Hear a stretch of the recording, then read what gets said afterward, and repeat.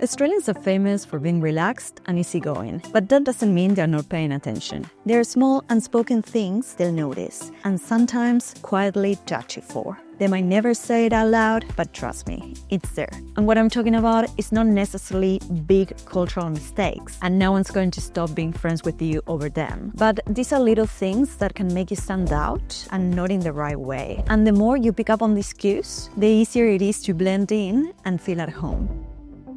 Okay, let's start off with the first thing Aussies may judge you for: not saying thank you to drivers. When you're here in Australia, if a driver stops to let you cross the road or lets you merge into traffic, a little wave or a nod is expected. Or if you're driving and someone lets you go, you say thanks. This is not legally required, but it's a politeness thing. And not doing it can make you seem as rude, even if you didn't mean to be. And in smaller towns, this is even much more noticeable. And if you do it regularly, people will start to notice and remember.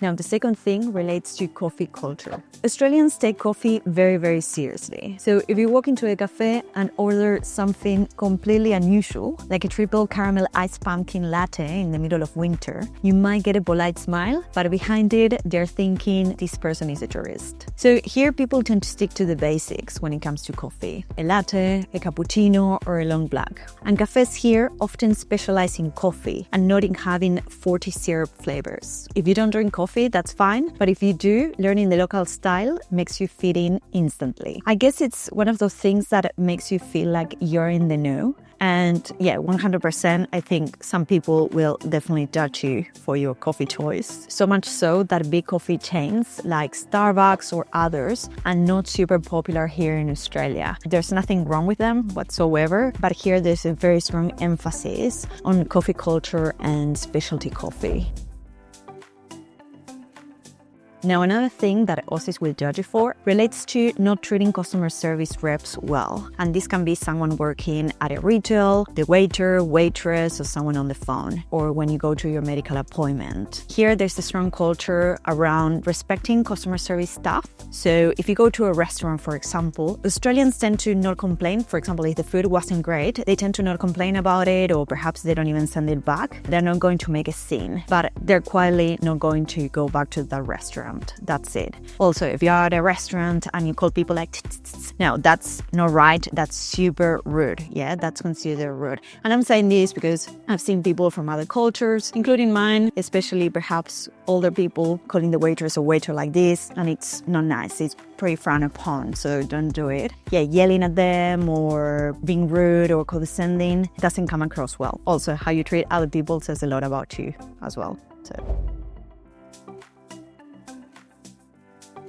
Now, another thing Aussies may judge you for, and this one sounds a bit counterintuitive if you know a lot about Australian culture, is that they're going to judge you if you wear thongs everywhere. There is an underlying understanding that in the Australian culture itself, it is common to wear thongs to most places. Yeah, it's something that's ingrained culturally, but there are boundaries as well. Yeah, so that doesn't mean that if you go to a wedding, you can wear thongs, or if you go to work in an office, if you go to a nice restaurant, you should wear the appropriate attire and not thongs. There are boundaries that you need to respect, and if you do go to a wedding wearing thongs, I reckon that you're going to be judged for that. Wearing thongs everywhere can make people think that you're not really making an effort.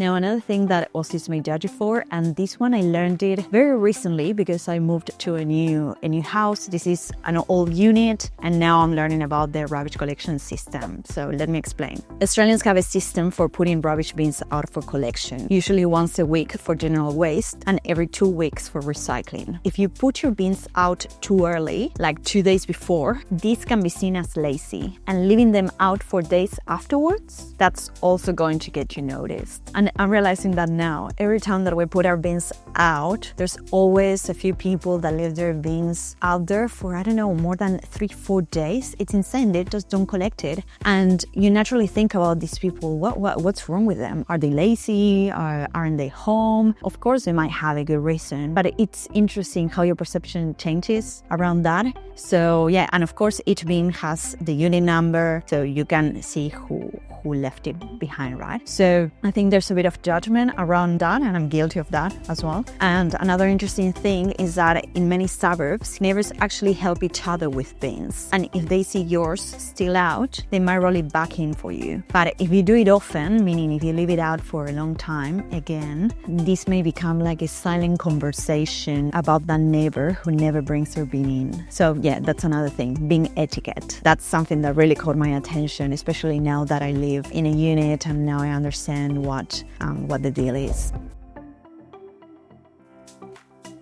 Now, another thing Aussies may judge you for relates to not bringing anything to a barbecue or to a gathering. So if you're invited to someone's house, whether it is for a barbecue or for a get-together, it's almost always expected that you bring something, whether it is a drink, a salad, dessert, or bread rolls. It doesn't have to be anything fancy, but showing up empty-handed feels a bit off. The barbecue culture here and the get-togethers are all about sharing. The host might provide the meat, but guests help fill the table. So it's an easy way to show that you appreciate the invitation, and people will notice if you don't. Yeah, so if you go to a get-together, if you go to a gathering, always ask the host, oh, what can I bring? And even if they say don't bring anything, still bring something. Yeah.